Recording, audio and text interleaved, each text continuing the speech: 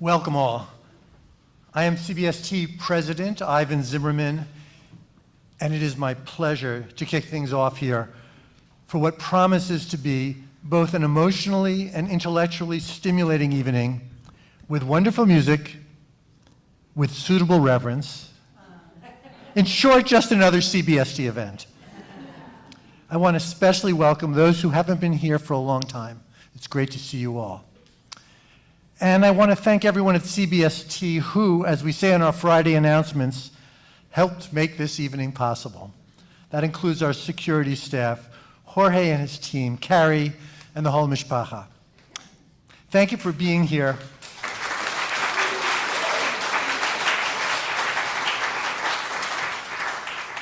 And for your ongoing support of CBST. I hope you enjoy the evening. And now, our acting co-clergy head, Rabbi Yael Werber, who will serve as our MC. Thank you.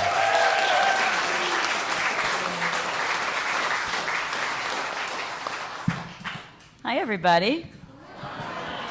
This is special that I've been elected as the role of MC, which we'll see how this goes, okay? This is an incredibly special evening. In many, many ways, this evening is 2 years in the making, in more than one way. Some people who may know that, not that many not that many synagogues transition from having a long-term rabbi to having a rabbi emerita. That's a very special relationship when a rabbi gets to shift their role into a new role. And when that does get to happen in many synagogues, one of the ways to honor the rabbi who becomes the rabbi emerita is really by honoring their teaching and how much teaching they have given to this community. And certainly our rabbi emerita, Rabbi Sharon Kleinbaum, has given so much teaching to this community.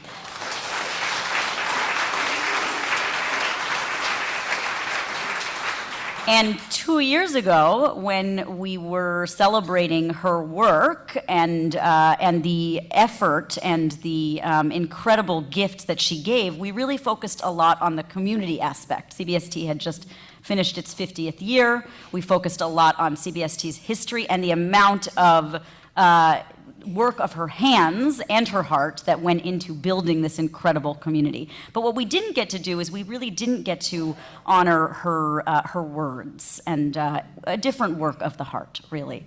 And so that's why I say that this project has been really more than 2 years in the making, because certainly you, Rabbi Kleinbaum, have taught us for 32 plus years at this point. And what an honor it is for us to be able to honor you and your words. So this is a really, really special event to be able to hold a book in your hands that is filled with incredible wisdom and teaching and learning that she has offered this community over the course of her tenure at CBST, which of course doesn't end just because she ended as senior rabbi. It actually just gets to continue, and aren't we so lucky and so blessed for that to be the case? So this book would not have happened without many who were working on it, and we did in your beautiful program, which first of all, I'll just say thank you again to the staff, as Ivan said. Thank you to the staff who put together this program in a very short amount of time, so don't tell me if you find any mistakes, okay? But we do, what'd you say? Yes, a $1,000 donation for anybody who finds a mistake, thank you. But on the back, we did list many who were involved in this project, but this book would not have happened without the incredible and inordinate amount of love and care and dedication of the two editors, Marsha Melnick and Ira Rosenblum. And I think at this moment, we also have to say thank you to their spouses, Susan Meyer and Kenneth Carpel, who gave up who had to endure their time as well. But these two gave of more. Rabbi Kleinbaum's shared downstairs gave of more than just their time, but gave of their talent, their dedication, their discerning eye, and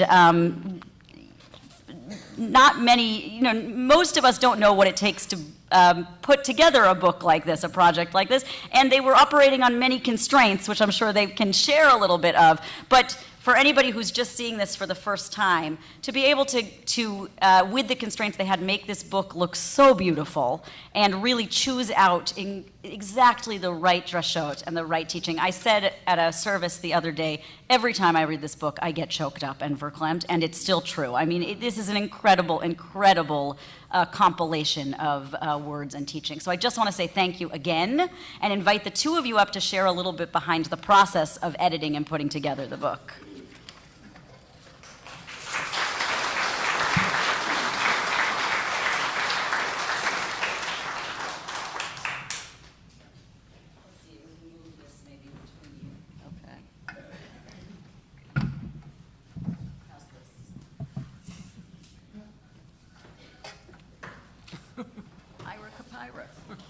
Marsha. So, this is really so exciting for us. I mean, it's really thrilling. Can't hear me. It's thrilling to see you all.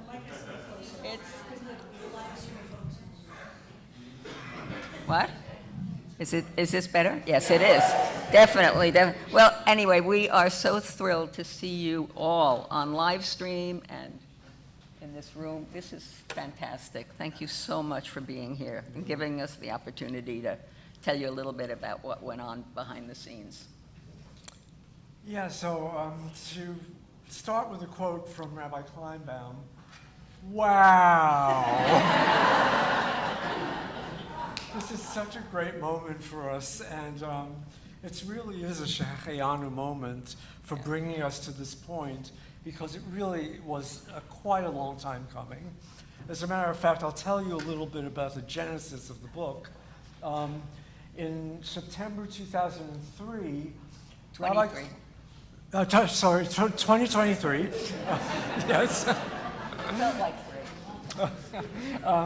Rabbi Kleinbaum gathered a group of congregants and friends and colleagues to sort of brainstorm like what we could do to celebrate her 32 years at CBST and to honor her retiring as a senior rabbi.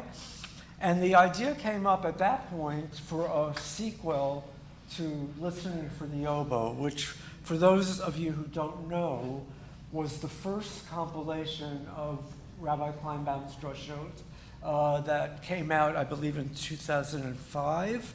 Yeah.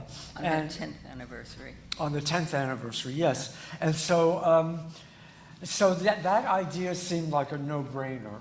And Marsha and I were asked if we would spearhead the project, and without any hesitation, we said we would be delighted. And we also were very honored to be entrusted with this work of preserving your Torah, your legacy of Torah in print. It was really a great honor and responsibility. It also was a real labor of love, and I emphasize both of those words, labor and love. Marsha and I spent countless hours on Zoom, on the phone, at meetings, in front of our computers, listening to drashot on YouTube, et cetera, and then start the editing. It posed a lot of challenges for us, because particularly we wanted the book to pick up where Listening for the Oboe ended, which was in the early 2000s. But except for some transcripts from cassette recordings, there were no written documents because, as we all know, Rabbi Kleinbaum does not write out her drashot. So there were no manuscripts or transcripts. So we had to go on a real treasure hunt to find sermons from after 2005. But except for just a few, we really couldn't find any until 2016, when CBST started to live stream services. And at that point, we had no trouble finding drashot because they were all on YouTube. Well, actually, there was a wealth of drashot, probably more than we bargained for.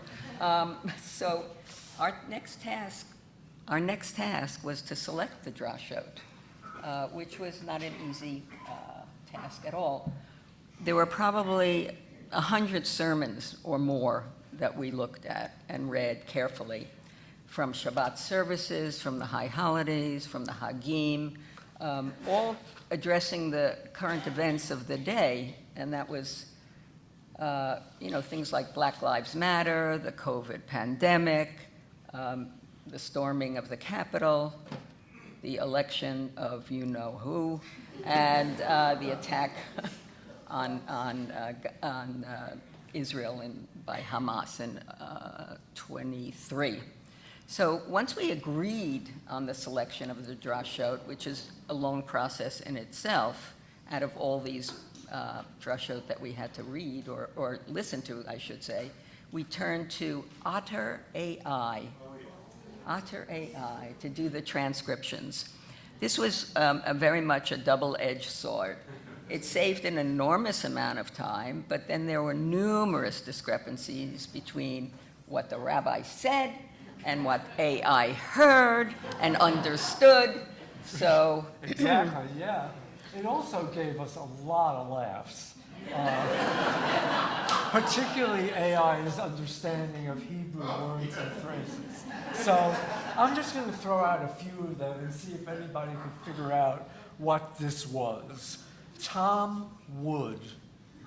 Oh, you're so smart. Good, okay. That was an easy. That was a giveaway. Okay.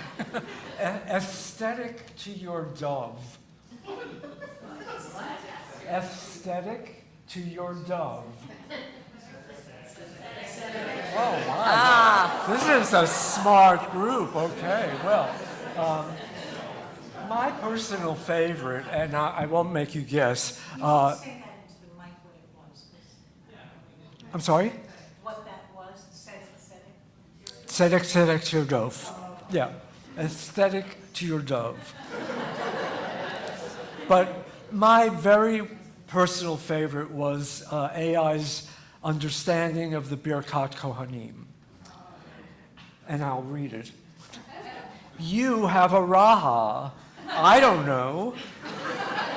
I wish, Mariah, your era don't iPod. Have your laptop via Hanukkah. Besides an icon of Allah, we are selling the car. Shalom.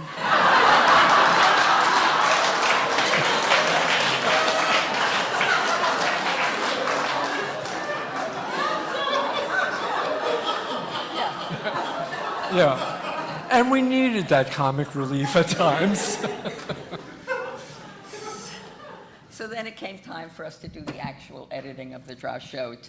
And our principal challenge at that point was to edit the text that was delivered extemporaneously by a passionate and consummate orator, speaking to the issues of the day that was affecting all of us in the Kahal and beyond. We knew that we needed to tailor our editing to an audience now of readers rather than listeners, right? So our goal was to strike a balance while retaining the quality of the rabbi's distinctive style and voice. Could we edit and rewrite portions to make them clearer or tighter? Well, yes, of course. That's what editors do. The rabbi gave us her blessings, thank God, to edit as we deemed appropriate. Plus, she reviewed the manuscript to make sure we hadn't misinterpreted her meaning. And also, we were blessed to have Rabbi Moskowitz read the entire manuscript and make sure that everything was kosher, so to speak. We hope we succeeded in our endeavors. The next challenge was to come up with a handsome design in tune with CBST's aesthetic sensibilities. It had to be clean, contemporary, and sophisticated. So this was an easy call for us. We turned to Sylvan and Michaelis and Irene Karpelis, who are waving back there. They were our ideal design team. They had designed many projects for CBST, including the first book of Drashot, Rabbi Cohn's 40th anniversary book, which I'm told in the office is called the Bible, that everybody has to read, Changing Times, Making History, and also Make for Me a Holy Place, the brochure when we moved from Bethune Street to this sanctuary, which you can find in the lobby if you haven't seen it. It's a beautiful piece. Then we wrestled with the title. We were always wrestling with the title as we were working. What are we going to call this? You know, what can we call this? So we did, once the manuscript came together, have a eureka moment. I have two questions for you.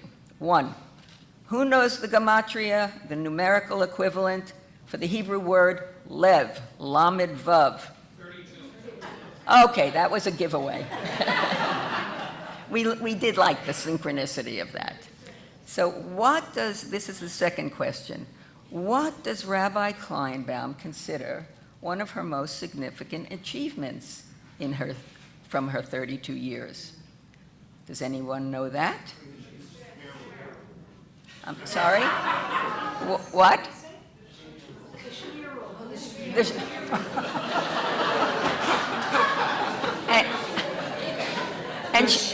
We missed a titling opportunity. A drash and a shmir. A drash and a shmir. And she probably told it to us 32 times at least. Anyway, okay. So I'm going to give you a hint. Who said that? Why do you say that? Sidur b'chol levavcha, our treasured prayer book, with all your heart, which she created with Rabbi Cohn. Again, by changing just one simple word, we had our title, with all my heart. And I think the title captured the heart invested in all her drashot, and it offered a nod to the Siddur, which she so loved and was so proud of. To paraphrase, well, I'm not going to say that, but anyway.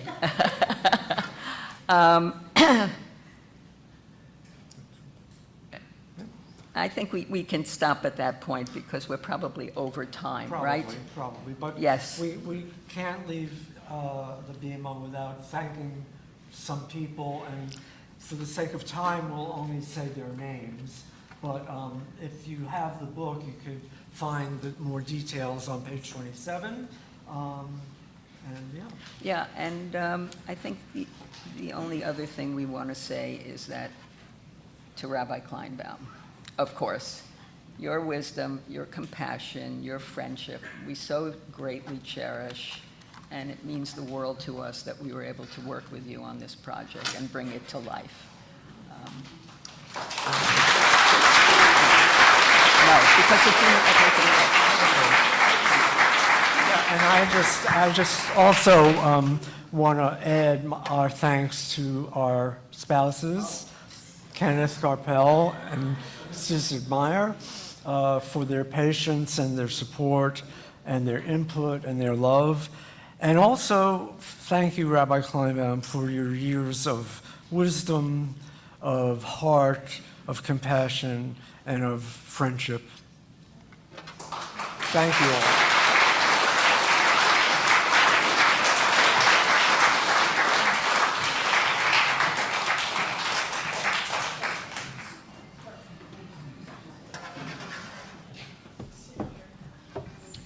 Great.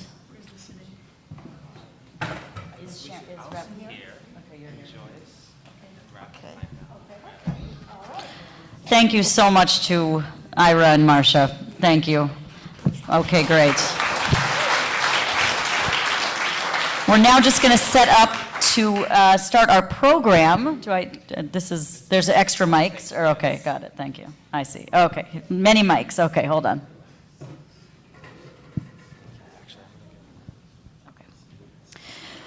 So we now have the honor, truly an honor, to be able to, do what every person who has ever worked with Rabbi Kleinbaum wants to do, which is ask any question we want, but particularly to be able to ask questions about this incredible work of drashot and some of her process and her thinking and her vision over the course, really, of the entirety of the 32 plus years that she has served as the senior rabbi of this congregation. So to begin with, I'm going to invite Cantor Rosen to start, correct? Yes, great. And we're going to start close to the beginning. You wrote the following in 1991 in your keynote address to the 12th International Conference of Gay and Lesbian Jewish Organizations, 1 year before arriving at CBST.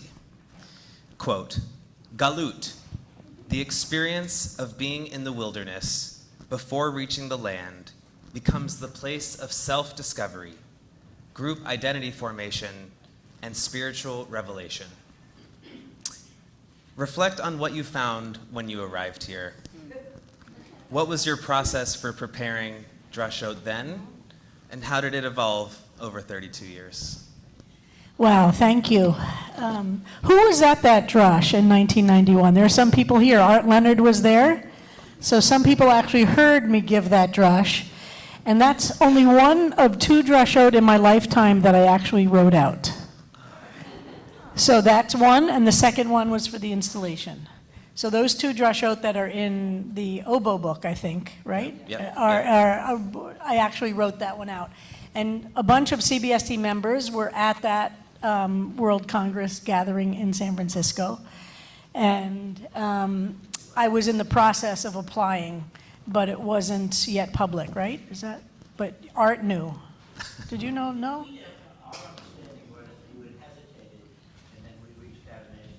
Got it. You're right. So you remember these things better than I do. Art is saying they hesitated, but then they knew. So. No, that I She hesitated about applying, and they came to hear that sermon, and then they reached out to me to encourage me to apply from that sermon. So, you know, they say that every rabbi has one sermon really to give in their lifetime. And there's one big one that I have to give that's really rooted in that particular sermon, which is the first. We included it into Listening for the Oboe because it was so significant in my journey to CBST. So many people heard me give it then, and it developed a relationship among some of us, and that's, as Art described, I actually applied because of the response to that. So, but in that sermon, it was something I had been deeply dealing with. So imagine, it's 1991. AIDS was, for 10 years now, the dominant experience in the gay community. I was in rabbinical school, but pretty closeted, I'd say, except that I went to the AIDS hotline every Thursday night. This is what life was like in the 80s, right? I went to the AIDS hotline every Thursday night to volunteer, but didn't tell anybody at the rabbinical school because I didn't know how people would react.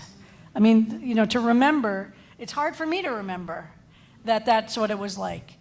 And I really started focusing a lot of my studying then on this issue of so much of the biblical story takes place in exile, right? So many different important things take place. So much of the 5 books of Moses, it's entirely before we reach the Promised Land.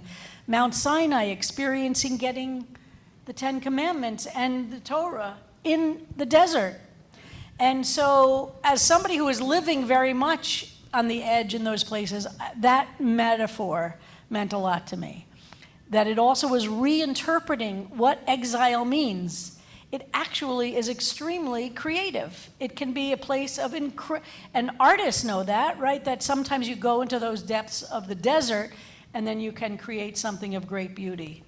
But I wanted to find religious language to talk about that, to both encourage myself, like as a source. The other thing we always say is that nobody gives a sermon that's any good that isn't speaking to themselves first and foremost. And the congregation might be eavesdropping or overhearing, but we're all talking to ourselves if it's meaningful, right? If it resonates, if it feels relevant, if it has content. You can't start, and this is what I did these last 2 years. I taught at JTS rabbinical students how to give a sermon. And it's a lot harder than you think to teach a bunch of rabbinical students that way. But the one thing I said to them over and over again, if it's not meaningful to you, it will not be meaningful to your community. And part of what made CBST and me work well is that the things that I cared about, CBST cares about. Obviously, if you had a kind of a congregation that didn't care about the things I cared about, it wouldn't work. But so that metaphor became, for me, in many ways, the source of what I studied all the time and wanted to think about all the time. And I wanted to create a place where hope and the possibility of understanding that the desert could actually be a good place, as painful as it might be. It could also be a creative place. It could be a place in which every single, and Joseph Campbell, which I didn't talk about in that sermon, Joseph Campbell, the great scientist, the scholar of religion, talks over and over again about the whole mythology of how people go into the desert, into exile in order to experience truth. And then they can reattach to society. Every culture has a story like that of some kind. Think of Buddha, for an example. Think of Jesus for an example. Think of Moses for an example. Many of our religious traditions emphasize that. So in that sermon, I was trying to explore that. What did that mean for me as a gay person in 1991? What does it mean for the community that was under attack, both socially, politically, health-wise, all of those things? So I was trying to find some meaning. To go back to the sermon I gave Friday night, it's all the same, right? How do you find meaning in the midst of meaninglessness, in the midst of cruelty, which with the AIDS time was very cruel, full of a lot of pain? So that became a question very important to me. Thank you. So I did write it out, though. That was unusual. I stopped doing that, but... That's the main change. That's your main change. Yep. So, on Rosh Hashanah in 1997, you said, religion, like great music, should sometimes be provocative.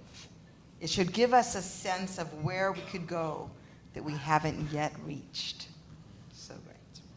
Over the 30 years and more that I've had the zechut of collaborating in service leadership here at CBST, I was privileged to learn so much from you on a regular basis. Your wisdom, breadth of learning, intellectual and artistic curiosity, and the rare ability to inspire hope, courage, connectivity, as well as joy and laughter. This has shaped my life and the lives of our congregation. I'm wondering if you could speak a little bit about why you believe that a life infused with music and culture is an important way to access the divine, and a bit about your personal journey as a student of the arts. Thank you for that, Joyce. First of all, I want to say the reason I wanted this structure for tonight is that I wanted to really honor these three incredible spiritual leaders and to give them what I know all of you are experiencing, which is that these three, in their different and in their overlapping ways, are really profound leaders for this moment that we're in. And it's an honor for me to be with them and to think through what does it mean to live a religious life worth living? What does it mean to put together a world in which we can have some sense of humanity where it feels like humanity has disappeared? And I look to the three of them and really want to honor them and amplify them and support them in the work that they're doing here. So I think that people really don't expect much of religion or of services. Christian, Jewish, Muslim, it doesn't matter. People walk in the door of their synagogue and they say, it's an endurance test. I've got to last through, how many hours is this going to be? You know, it's like the best it can be is, okay, I did it. I can check it off my list. My grandmother's happy that I did this, you know. And it's not what I want from religion. And I feel like the place that people most have access to what it means to be deeply moved, even though you're not necessarily doing something, right? You're sitting in the audience, is either in an art museum or in auditorium or a concert hall where you're listening to great music. That art more quickly gets to people's sense of the divine than anything else in our world. Certainly not religion. Compared to religion, religion is boring and dull to most people, and most synagogue services are boring and dull. And most rabbis' drashot, I hate to say this, are boring and dull. And so people are voting with their feet. They're leaving synagogues all over because endurance isn't really enough anymore. Who wants to endure something? But what I was trying to do in thinking about creating religious services is how to create a religious service that's as emotionally and spiritually significant as the greatest concert you've ever gone to. Like, that is my goal. I call it kind of liturgical theater. Like, how do we create something? If you go to a Broadway show and for the 11th hour number you're weeping, that should happen when you go to a religious service also. What is it about that singer at that point in the show? You've been there for an hour and 45 minutes or whatever, or 2 hours, and then that number comes on. Every composer seems to know about it, right? And we sitting in the audience know about it. So it's contrived, right, in that it's created, but it reaches right into your gut. And if you're a human being, and it's, has anybody seen Ragtime when Coalhouse sings, Make Them Hear You? Did anybody not cry or at least feel shivers? Well, that's what I think every service should have in it. And that means a lot of things, right? Because then you could have to look at a musician and know, well, guess what? Joyce still practices the scales every day. What does it take to actually do a great service? A musician can't get up there and just play Beethoven, right? Even if you've played Beethoven. I keep saying to Joyce, can't you just play it, you know? I keep telling Joyce, I want for my funeral her to play Beethoven's 4th piano concerto. So she has to practice that, make sure. Yeah, she's got to get. A long time I just want the 4th piano concerto. So we're arguing about whether it should be all the movements or just one movement. She's saying it's going to be long. I said, it's okay. It's my funeral. It's okay if it's long. Anyway, so how do we use that as the metric? How do we create a religious experience? And so partly, Joyce, I think the answer is people have had that experience in music, even if whatever kind of music it is. They've had the experience where a singer goes right into their soul. They listen to I hope everybody follows Art Leonard's reviews of classical music in New York City. You hear a great pianist, a great violinist do a piece, or a great conductor, or a great whatever, and your life is transformed. That's what every religious service should have at it. You go to an art museum, you see a piece of work, maybe you've seen it, you've gone to see it 50 times, 100 times. It's not new, but you stand there in awe. The word is awe. How do we create religious services that have awe and joy and laughter, but that feeling that has gone right into your heart and soul and you've been transported? And you should be transformed by being in a religious service, like what we expect going to a great Broadway show, not a bad one. And that's the truth, right? You can have bad services, but there are a couple of things we know from art that we need to be doing more of in religious services, which we do at CBST, and they all do now at CBST, which is it takes a lot of work. People that think the conductor doesn't just stand up there and conduct, a symphony, even if it's a symphony he knows by heart or she knows by heart. And my problem with most religion now in America is that the clergy have given up, the congregants have given up. I'm not talking about CBST, I'm talking about in the larger world. And the expectations are so low. It's basically what I used to call all the time pediatric religion. If we keep the kids involved, that's enough. And the parents will be happy that their kids are having a good time. I want to be part of creating a Judaism in which the adults are moved and inspired and teary and feel something. So that's why I call it liturgical theater. I think that the music and the words, the environment, everything has to move towards, now this is controversial, great performance. So clergy hate that word performance because it sounds like, oh my God, performance means you're just doing it for somebody else. Of course we're doing it for somebody else, but also a great performer is a great performer because they're capturing emotions, and through their words or their dance or their art or their music, whatever it is, they're channeling all of that profound emotion and wisdom into that art form. Am I making sense? So that's a great, but somehow the word performer sounds bad. I don't mean it in the negative sense. I mean it, how do you embody something and then transform somebody by that art form. So this is my art form. This is your art form. And Rabbi Werber is an incredible example of a fantastic preacher, darshanit, who's different than I am, but I learn every time she speaks. I want to listen to her. I don't want to endure a sermon she gives, but that's what most Jews in most synagogues are doing. They're watching their, and you know me, if people fall asleep, I'm happy about that too. But this is a great example. She's an incredible preacher in the classical sense, in that she has something important to say. You have to start with something important to say, and then figure out what's the authentic way for you to say it. But the sermon doesn't exist separately from the music. And the relationships of people who are leading the service, some of you remember in the early years I taught a class how to lead services. And one of the things that I talked a lot about then is that the relationship of the people standing up and leading has to imitate what the relationships you want among the congregation, and fundamentally what relationships you want to have with God. Like, it has to demonstrate that love, that trust, that sense of reliability, that sense of trying something new, extending yourself. But the connection, so in most synagogues, I got this companion here.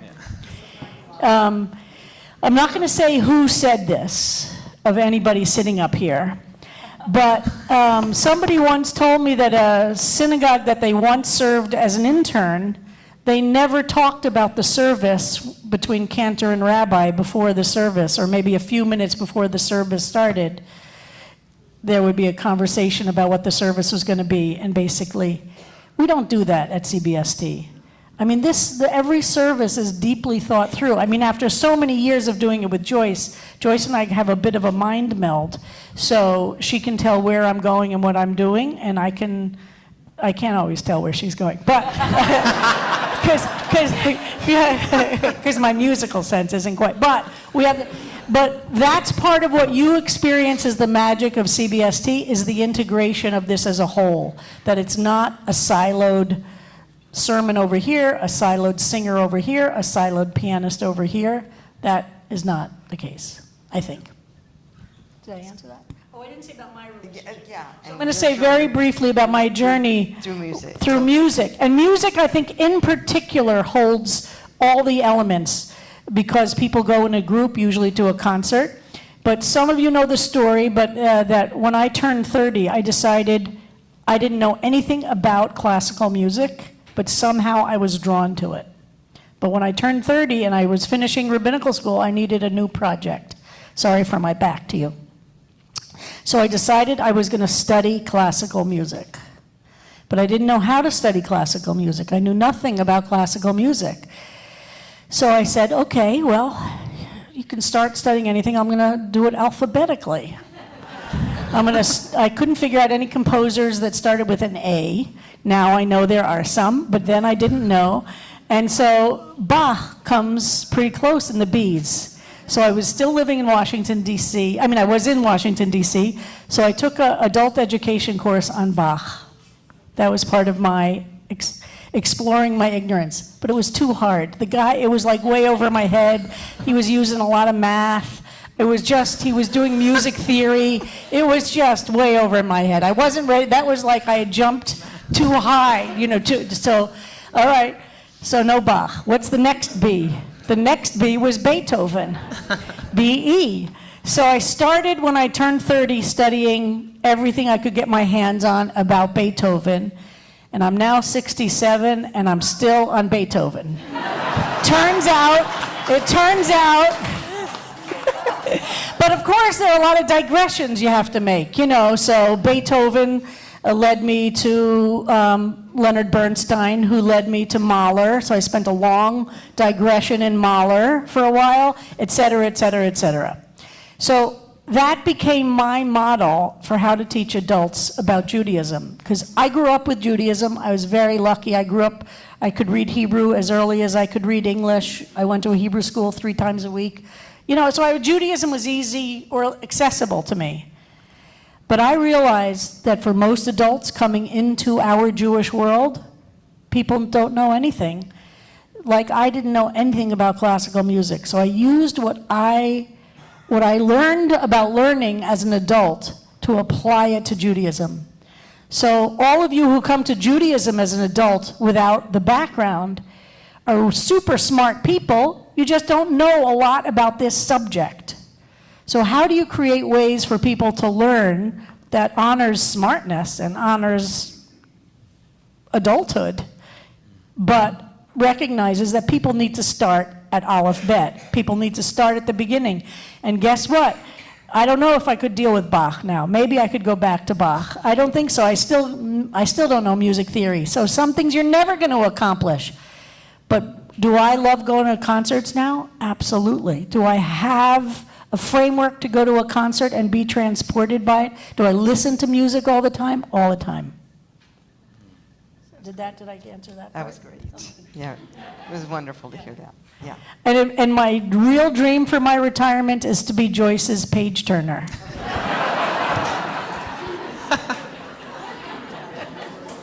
Maybe you'll jump to page turner Emerita before doing the actual, right? And then you could just leave it to someone else. Yeah. So many of your dress show are so powerful because they speak to the moment that we are in. And Marsha started to name out some of them that are highlighted in this book.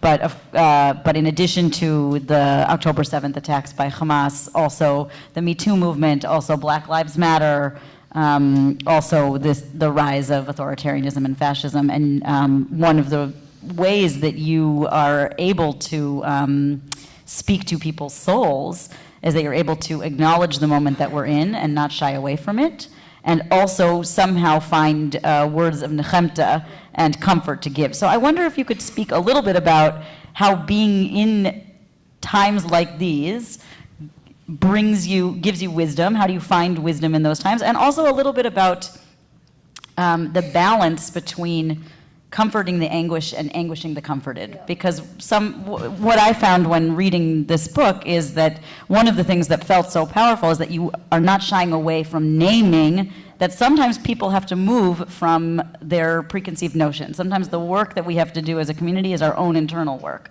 not just about the work outside of ourselves or the work that we get to put into the world.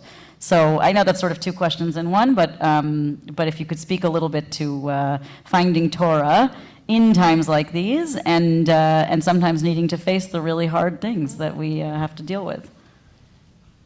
I think the answer is actually pretty easy for me because it's one of the most important ways that I cope, actually, is figuring out how I can. Let me just take a step back. I'm not really a scholar. I'm not really my great skill that God has given me, and I've worked on, but God gave it to me, is I'm very good at communicating complicated ideas to a way that most people can understand them. So I appreciate scholars, I read scholars all the time, but I'm not an intellectual primary source of scholarship. I'm really good at reading scholarship and then translating it and communicating. So I feel like in sometimes that's my skill is to reach people and to kind of throw out the life, not a lifeboat, the life raft, like the buoy, a lifeline. Wow, this is a very good group. This is really preserver. That I feel like, I think that's my dominant feeling in the world right now, is that I can be a source of that for people. And that gives my life, going back to last week's Josh, meaning and purpose. It gives me a sense of what I can do in this moment. I can't solve the larger political problems, but I really can help people survive it, I think. And that makes me feel useful. And I like being of use. And I feel like that gives me a sense of usefulness. I was just interviewed by a reporter now this week about AIDS. How did I do it during AIDS? 40% of the synagogue died. We constantly had illness and memorial services. Wasn't it so hard to do? And the truth is, it was not. There are harder things about being a rabbi than dealing with death and dying, as you well know. And dealing with death and dying and meaning that I could be helpful helped me have a way to deal with AIDS, right? And it made me feel like I'm of service, I'm useful, I can be with somebody when they're dying. That's okay with me. I can be with families of somebody who's dying. I could do the services in homophobic, hostile environments and be okay. It didn't undermine my sense of self. And in fact, it gave me a sense of purpose, of meaning, of being of service. So that's what the drushot feel like to me too, that you cannot face what's the most difficult things without naming them. And you have to name them in a way that people can absorb it. That includes me too, right? It's not like I'm speaking to myself. So understanding that it's okay to survive this time without all the answers is a big part of what surviving this time means. And if surviving means doing the small things that re-inflate our souls, and sometimes they're very small things, sometimes they're bigger things, we each have to figure out what we need to do to inflate our souls, because the world we're in wants us crushed. And I'll add one thing, I'm a little bit of a dafkanik. For those of you who know Hebrew, a dafkanik is somebody who tends to do things just because it's going to annoy somebody, or just because it's not expected, or just to be a little. So in Hebrew, there's a great word, it's called being a dafkanik. Like you're that person. So I'm not going to give up. Like I'm a little bit of a dafkanik that way. It's like I'm going to, Yeah, is that a fair translation of it? Yeah. So one of the really new parts of With All My Heart is the introduction. We also hear from Rabbi Moskowitz as well. So there's new material, not just the transcribed drushot. So part of the introduction you write, I believe with all my heart that drushot are a holy dialogue between darshan, that's who's giving the drasha, and the congregation. It's a shared, sacred encounter with the living Torah and the divine. And you also say, Joyce Rosenzweig, CBST's beloved music director, once likened my style as more like a jazz musician than a classical artist. So back to the music metaphors. And for me, I'm going back to my historian's cap now. One of our great connections that we have is history and Jewish history. And rabbis, students of rabbis, have been collecting and preserving teachings for centuries. This is how we have many this is how wisdom travels through Jewish time. And when you reflect on these drushot, and did anything surprise you? And how might we begin to understand how both the books will function, how maybe your vision of how they will function for us and for the future? Great question. Aren't these people the greatest? You guys are so great. You're just the greatest. So, as Marsha and Ira indicated, it's a strange thing, right? I consider myself an oral teacher of Torah, not a writer. I don't see myself as a writer. It's not my greatest skill. It's very hard. I talk a lot easier than I write. And I think, actually, when I'm speaking, which is, I know, not true. Writers tend to think when they write. I think when I'm talking, which is dangerous. But so it was a strange process for the first one, and then for this one too, to take what's really an oral form. It's like, try to imagine you're a ballet dancer and somebody wants to write down what the ballet was. There are notations for it, by the way, that ballet dancers know. But you look at those pages with the notes for a ballet dancer, and, it doesn't. So I was always worried it would be flat. I think my worry is that I'm not a writer, and as Marsha and Ira described, they worked very hard, because this is in words, so it's in written words, which doesn't have my voice and the way that I speak and how I deliver. And I was really worried that it would get flattened out, that it would end up being words on a paper, and really the dynamic is a relationship and conversation, but hopefully with some structure to it. And that's not the case. I don't even understand how you guys did this. And I want to repeat what was said, is that Marsha and Ira spent thousands and thousands of hours doing this, to look through, and with Kenneth and Susan help, to decide which sermons to include, right? To try to figure out which ones would get included, and then go through a process of transcribing it. So I think one of my biggest surprises is that I think it actually works. You know, and I'm not sure I believed that until 2 weeks ago when I saw the first copy.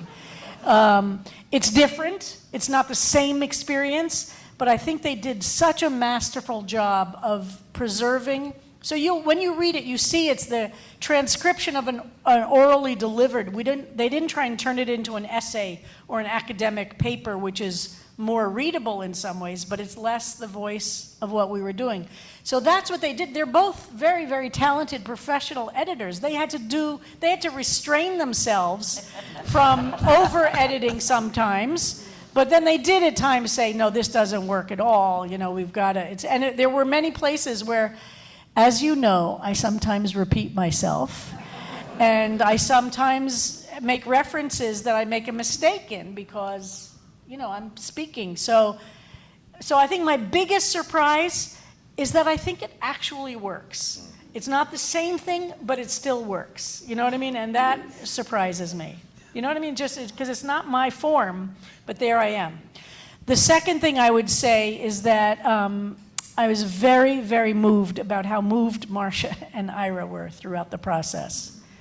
Because it felt, these were 2 really kind of tough years. And it felt a little bit like all this Torah was gone. It was distanced.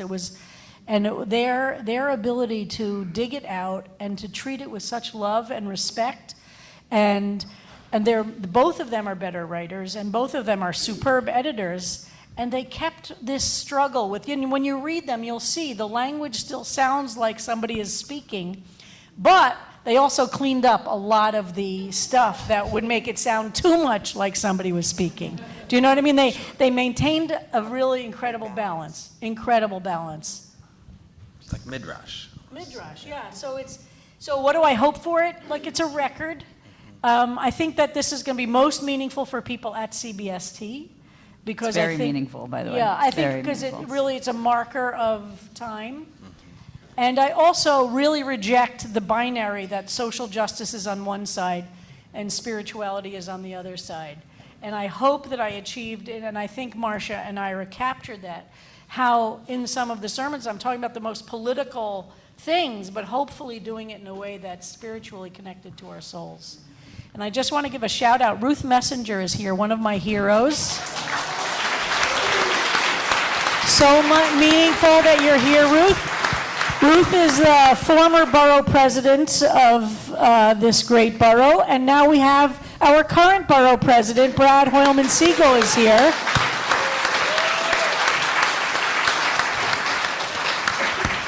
So great to see the 2 of you in the same line here. And anyway, lots of stories about Ruth, but it's great that Ruth is here. And Ruth is really the voice of Jewish social justice activism. And so it's a huge honor to have her here. So I think we probably have time for one more question, and then we'll open it up to others to ask. And Cantor Rosen and I will have the pleasure of moderating. Okay, so everybody, think of your question now and try to make it concise.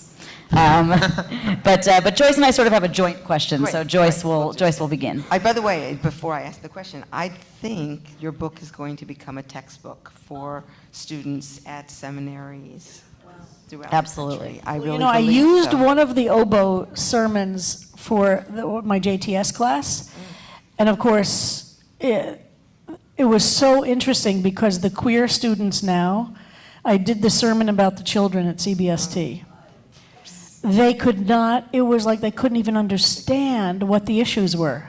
They could not understand what the issues were. And it's really interesting. That itself is an interesting marker. So I actually remember being at your installation. kind of by accident, in 1992. And one quotation from your drash that night has stuck with me, among so many others. I love that drash and go back to it often. You said, and you've said many times since then, the prophet Isaiah's words, enlarge the size of your tent, enlarge the size of your dwelling, lengthen the rope and drive the peg secure. You've lived these words, and CBST has become a model place with this open door, with this openness. You had a vision all those years ago for what an LGBTQ plus synagogue could be before most of the world was ready to see it. 32 years later, that vision has been realized in ways that were unimaginable then. So what is your message to us now? What might change and what must never be lost? So the first thing I'd say, what must never be lost, is the whole concept that Isaiah is talking about, that the first thing we have to do is make sure the foundations are strong. Like that's the Bikur Cholim, taking care of the sick, making sure the people are visited, that all of the things that make for the foundation of a synagogue have to be tended to, or you lose that sense of the soul connection. And some social justice places in Jewish life have really moved away from that kind of soul care taking. And that has to be the foundation, and that's why I put it in there that way. The second thing, where things are going, this is going to be ultimately up to you guys here that are sitting around here and you out here. And I'm honored to be, as Emerita now, more engaged with CBST to be helpful to all of you in figuring that out. We're facing massive crises in the Jewish world, massive crises in the larger American political scene, and massive crises on the global scene. These are massive crises. The synagogue is well situated to create a place to respond, to be a place not only of separating from all of those things, but being, the gas station, so to speak, a place where people are fed, are nourished, so that they can be doing things because they're getting re-energized by being a part of this community. The LGBT community in particular is in a crisis that I haven't seen since the time of AIDS. And without really understanding what's happening in the LGBT community right now, CBST will not be able to negotiate it because it's so complicated what's happening right now. And there's such a division, there's so many divisions now that AIDS kind of erased some of the divisions that existed in the 70s between men and women. And those divisions were very, very strong in the 70s. The 80s came AIDS. The 80s and 90s were AIDS. Men and women got together. And we're slowly watching some various patterns and things happen.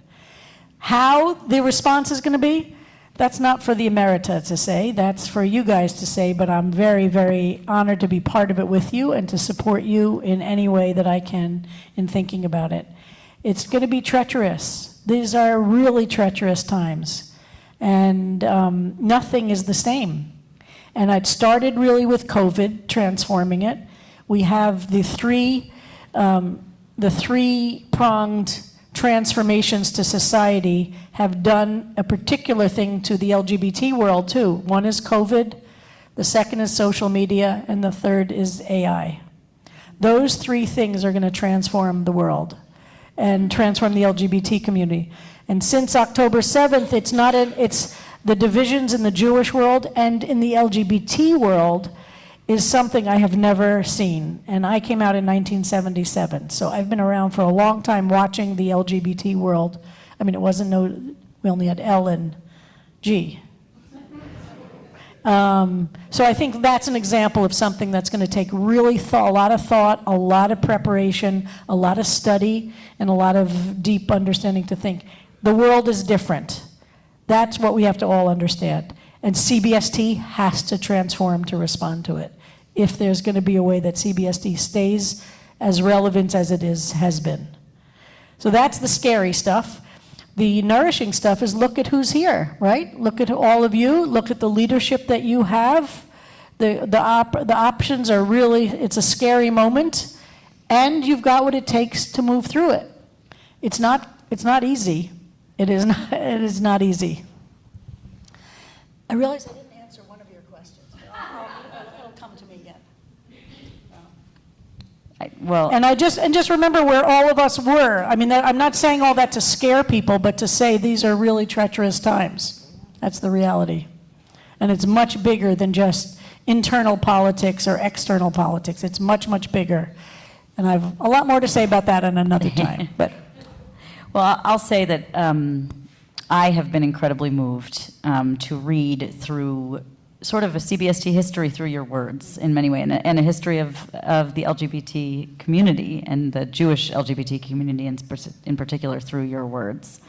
And we all are honored to be a part of this work with you and to stand on your shoulders and to have gotten to read and then, as I said, get choked up every time as I read your vision for what the future could hold, and then see that it happened. I mean, that's an incredible, incredible, incredible thing.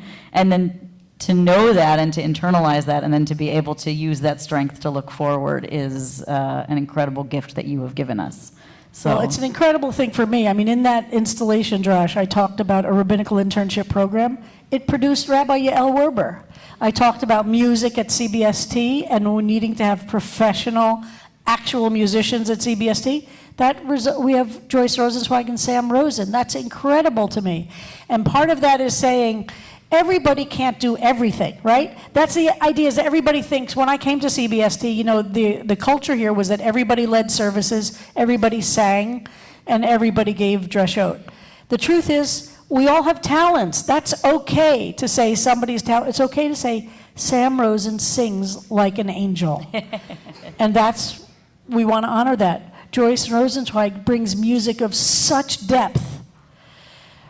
Yael Werber is an incredible teacher of Torah and an incredible mensch that knows what it is to bring Torah into the lives of congregants where you are. That's not teachable. These are all non-teachable things. The teachable stuff, you all know. You get better and better at things.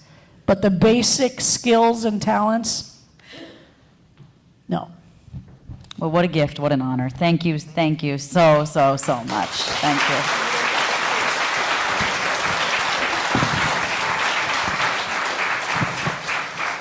We're going to open it up to some questions. So now we get to open it up to some questions, and I think we'll come around the room to be able to, Cantor Rosen's going to walk around the room. I'm seeing some hands over here and some hands over here, and as I said at the beginning, just try to keep concise so that we can get to as many questions as possible.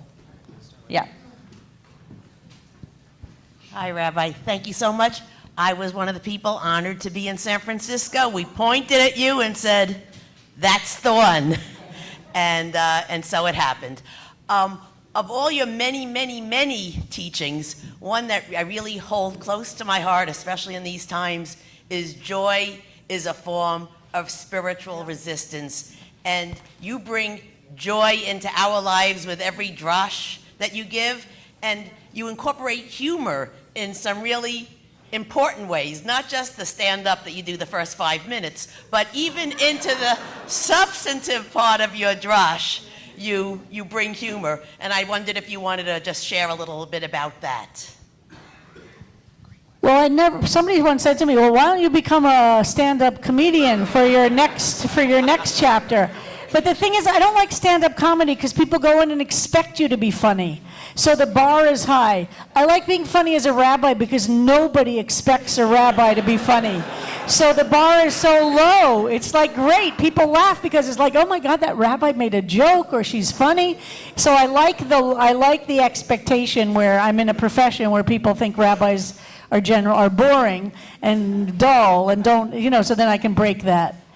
So I don't know. It's just my personality. Ruth, what can I tell you? I thank you for everything. I want to go back to part of the question that Cantor Rosen asked in the beginning, which is you could describe a little bit about how you come up with an idea for a drash or how you construct a drash? I'd love to hear some of that. Yeah, classic question. A classic question. I actually meant to bring, but I forgot it. I have an outline that I did for one of the rabbinical school classes that I taught about all the things I consider when I'm facing a drash. It was really interesting to do it as a document. I think I gave you a copy. Did I give you a copy? So I'd say the first thing is that I study a lot. You can't have something to say if you don't study, and you can't start Friday afternoon and say, what am I going to talk about tonight? So the first thing is that I study if I'm on the bima all the time, like I was. I naturally study the parsha. So I study the Haftorah. Like I look at all the texts that are related to that Shabbos. And sometimes there are holidays or there are other texts that are related to that Shabbos. So I look at everything. And then I think about what's the time of year it's in. What are things that are going on? Like I just do and this I have to do. This goes back to, Randy's laughing because Randy has given up on asking me what I'm going to talk about because I always say, I don't know yet. And so I do a lot of things. So once I've kind of filled up a lot of ideas, I do things like go for long walks, go to museums, go to concerts, because I find things that fill my soul, it helps to, once the well has gotten filled up. And then I often come, and Joyce knows this really well, I often come with 2 or 3 ideas of where I'm going to go. I don't always know exactly. I mean, I have it all worked out, and I do a lot of reading and a lot of studying. And then it's also about feeling where the congregation is, because it's very much as, I think, Cantor, you asked the question about it being a conversation, as opposed to, so look at him up on the, this is your Evita look. We have a question up This here. is your Evita look. You should,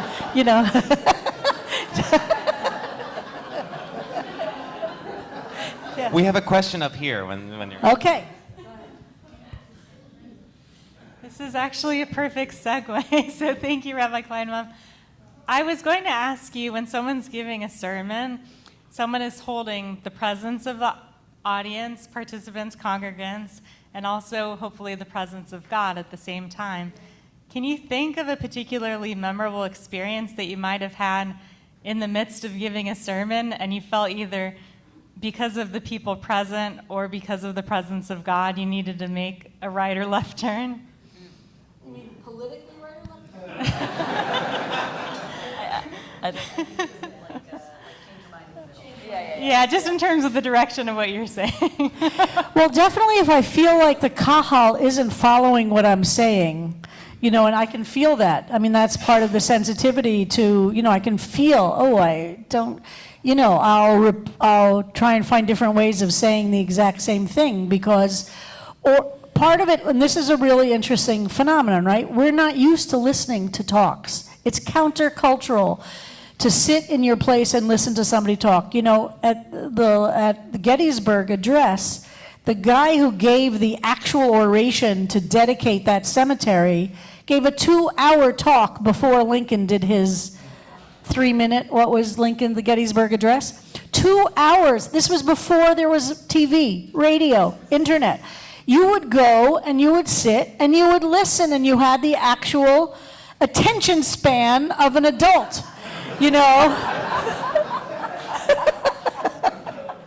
And listening to ideas was the norm, right? That was just, but guess what? The guy who gave the 2-hour speech, can I even remember his name? No.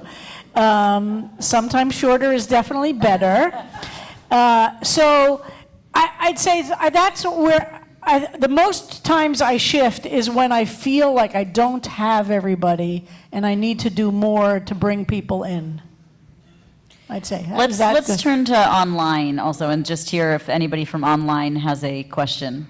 Yes, hi everybody. Thank you, Rabbi Kleinbaum, from my heart of hearts. Hello everybody online. And thank you to everyone there for making this possible. I have a question from Gershon Blackmore. Rabbi Kleinbaum, you have been quoted as saying that despair is not an option. How do you approach people who are deeply despairing?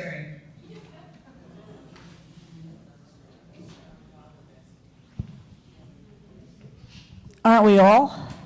I mean, I think I assume we're all deeply despairing. When I believe about that particular issue, that sometimes it helps to have a voice in your head of somebody you might care about or love or respect, or you've just listened to, have a voice that you can hear my voice in your head say, it's not an option, or as Ruth Messenger always says, it's not a strategy. That sometimes just having that voice in your head, I'm hoping, can play at a particularly important moment to remind you. So sometimes the best thing I can do is just hope that people are going to hear it. It was very different when I spent a lot of one-on-one time with people. I believe, I guess as I talked last week about Viktor Frankl, I believe it's important for people to express despair if they feel it, because we live in a psychotherapeutic culture that talks about the need to talk about how you're feeling. However, I also am very influenced by Viktor Frankl in thinking about therapies that help actually deal with the issue, not just an abstraction of the idea of despair. So I'll give you an example. Some of you have heard me say this. I love picking up garbage in our neighborhood. If I feel really full of despair, or I've heard really a terrible news thing, or I read the paper, Randy will tell you, I go outside with a garbage bag and gloves, and I pick up a neighborhood's, a block's worth of garbage, and I feel like, okay, I was able to accomplish cleaning up these particular blocks.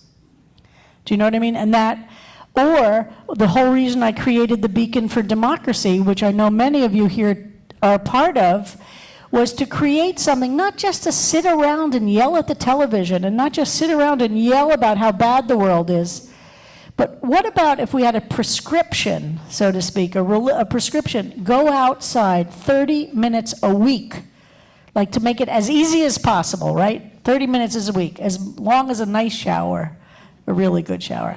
Anyway, and hold up a sign that says what you imagine the values of the world as you want to see them. Compassion, not cruelty. Kindness matters. I love my immigrant neighbors. And guess what? By doing that 30 minutes a week in your neighborhood with other people, you get to meet them, you get to know them. It's fun. People have a good time doing it. Those 30 minutes are like a prescription to respond to the despair. So the first thing I would say is, what can you say about it? Just, we all feel it. What are things that you can do to inflate your soul? Because that's our job, is to survive it. There will be a day after. Pharaoh does not win in the end. So we have to be part of preparing the world. Reminding each other, kindness actually matters. Cruelty is not the way. All the immigrants are important and valuable. In a place where there's nobody acting like a human being, exactly that's the time to be a human being. We have to remind each other and ourselves, or else we will just become these little bubbles of biology, just becoming a puddle in the street.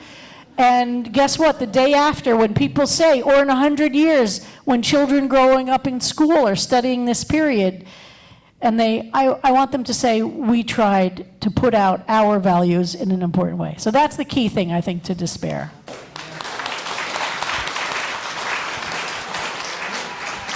I think we have time for one more question. I got some. Okay. Thank you so much.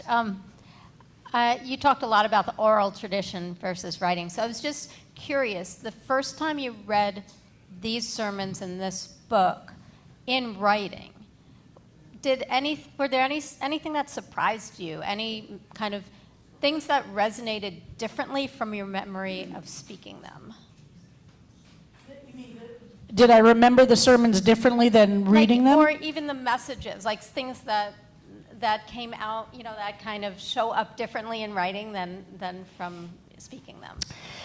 Well, as I said, I think they did an incredible job of maintaining the oral sound in writing, which is very difficult to do. So I think it's not erased at all. I mean, you read that, you'll say, this isn't a written document, or it wouldn't be so full of the things it's full of. So you'll see that. I think it surprised me, some of the issues that I was dealing with, that I thought, wow, that took some chutzpah. You know, I was pleasantly surprised to see that. And, you know, one thing and that things aren't solved because a rabbi gave a sermon. And that's the other thing I teach and think about all the time. At best, a sermon is part of a larger conversation, as we said earlier, which means I hope I'm putting out some ideas that are helpful to individuals and to the kahal. And Joyce, the children's sermon is a good example of, that was where I was calling on the synagogue to make some changes, but I also know the synagogue was in deep, deep pain around children. So by even bringing it up, it was starting a whole new conversation at the synagogue about whether we could have kids participate here. And so that is really, so they all function on different levels. I don't know, since what we don't have in these, and we talked actually at one point, what I would really, really love at some point is to have, like the Talmud, have the sermon, but have congregants respond to it in what it was like for you to hear it. Do you know what I mean? And like, oh no, Kleinbaum, you're completely off. That's stupid. Or, you know, this is meaningful. Did you think about this? And of course, those took place in conversations, but I would love for it to be more interactive that way. And some things never change. Louis, you don't have to leave, Louis. So we all have our things, right? And did I answer that? Did I answer that okay? Okay. And I want to say, as we draw to a close this evening, I can't say enough about my wife, Randy. I mean, I dedicate this to her. She's not a person of a lot of patience, which is why she can do the work she does. She has both this incredible ability to push, and the ability to also to accept when things don't go well. And one of the deepest lessons I learned from Randy all the time is how to get up after you've been knocked down. Randy gets knocked down more than any other human being I know in my universe, and it is so deeply impressive how she gets back up.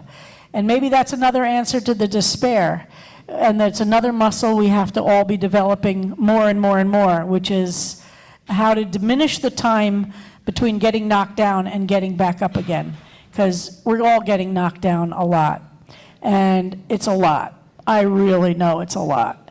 And I just love you so much, and Randy puts up with so much patience, and hasn't always been easy, because I'm the easiest person to be married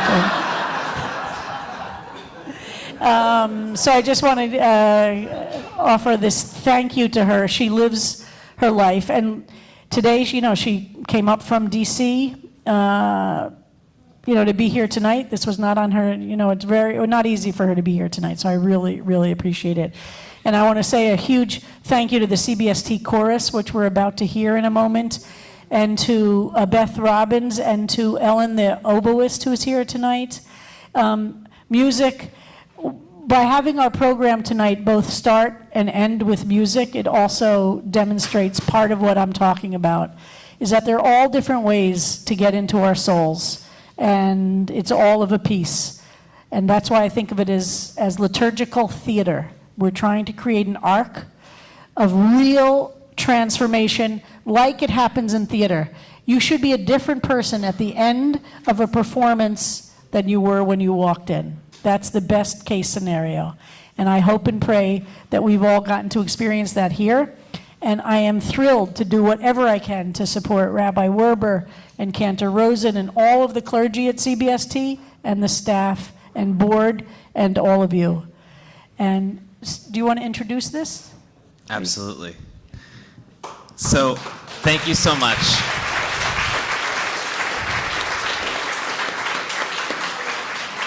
Thank you so much.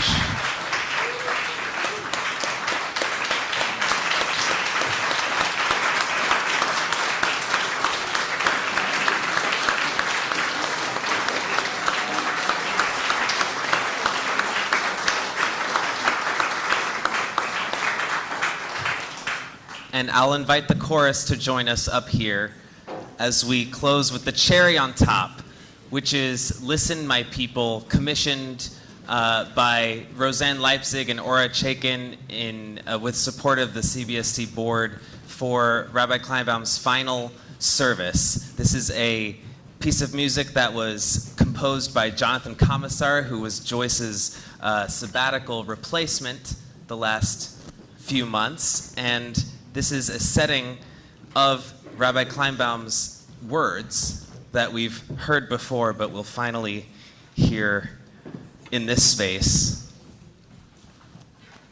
You'll notice the oboe, listening for the oboe.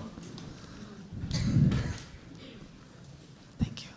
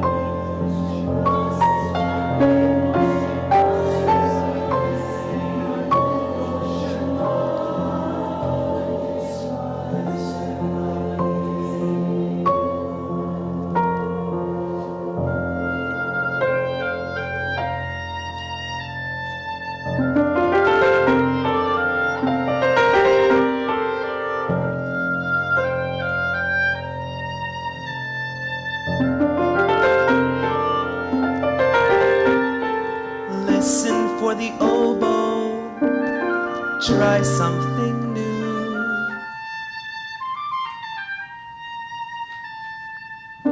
It's okay to make a fool of yourself. That's how we learn.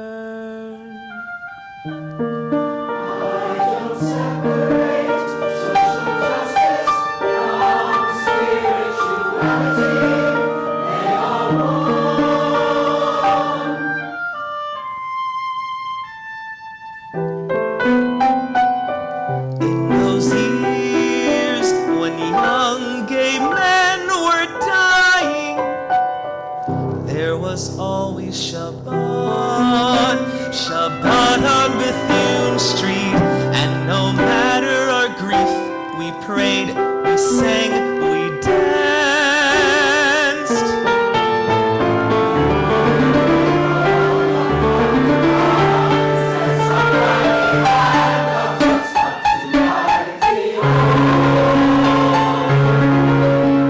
We have to learn to hold more than one truth in one hand.